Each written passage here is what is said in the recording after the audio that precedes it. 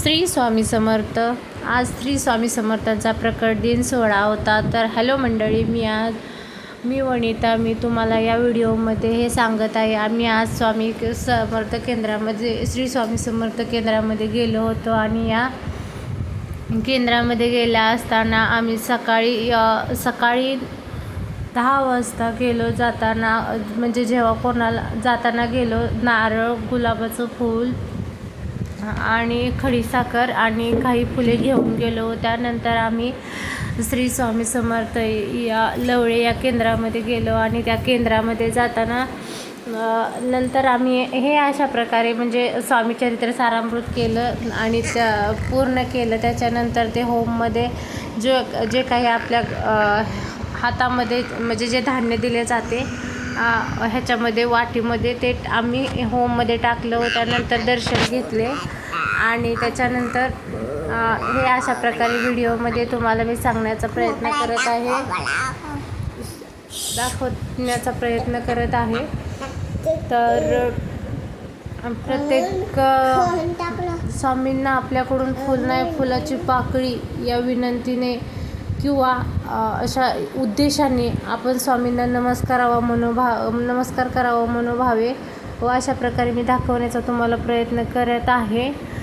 आणि व्हिडिओ हा काही मी खूप म्हणजे असं काही टाकायचाच म्हणून यूट्यूबला नव्हता रेकॉर्ड केला, पण तरी पण आज म्हटलं शेअर करावं केंद्रातला अनुभव। आणि खरंच मंडळी, केंद्रातून जेव्हा आमची पूजा पूर्ण झाली तेव्हा तिथे आम्हाला ना उंदीर, म्हणजे जेव्हा आरती चालू होती तेव्हा उंदीर, आमचं सर्व एवढी लोक केंद्रामध्ये असताना सुद्धा उंदीर समोरून गेला। म्हणजे असे खूप काही अनुभव येऊन जातात आणि त्यानंतर त्या सगळ्या विधियुक्त पूजा वगैरे झाल्यानंतर माझं छोटं लहान बाळ असल्यामुळे मला ते स्वामी चरित्र सारामृतामधून खूप वेळा असं उठावं लागलं, पण तरी पण इट्स ओके, कारण लहान मुलं असल्यानंतर चालतं वगैरे बोलतात। तर मग स्वामींना सॉरी बोलले आणि पुढे असंच आम्ही मग प्रसाद घ्यायला बसलो। आणि अशा प्रकारे आम्ही आज गुरुवारी स्वामींच्या प्रकट दिनासाठी गेलो आणि बाकी यापुढील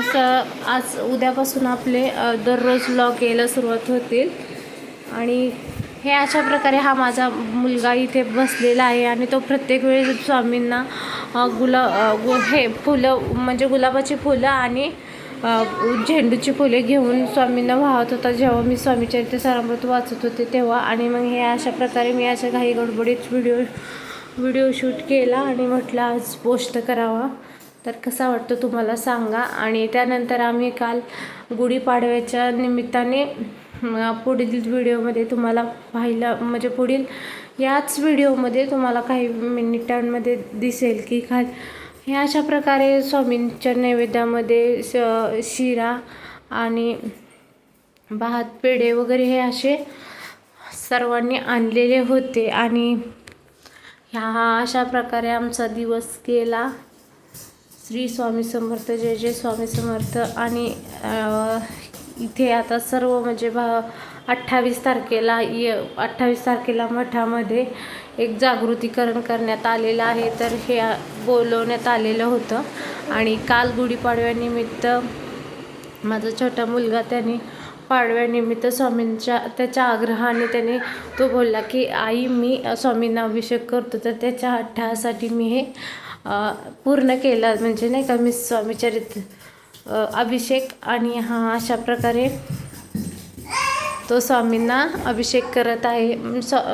तर मंडळी, म्हणजे मला असं सांगण्याचा उद्देश हाच आहे की फक्त की आपला भाव साधा भोळा भाव असला पाहिजे। भाव अंतर्मनी असला ना मग स्वामींना प्रार्थना पोहोचते।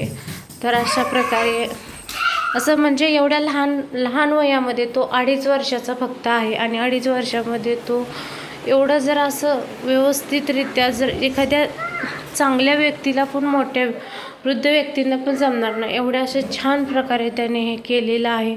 मला त्याचा खूप अभिमान वाटतो आणि त्याचे ते संस्कार वगैरे त्याला खूप खूप खूप म्हणजे त्याच्याबद्दल असं प्रेम, आदर, सगळ्याच गोष्टी। आणि तो जसं की एकदम खूप अशा गोष्टींना हे करतोय, असं की नाही का, आपण एवढ्या लहान मुलाकडून एवढे लहान कृत्य, एवढं मोठं कृत्य बघतोय, ही काही सोपी गोष्ट नाही मंडळी.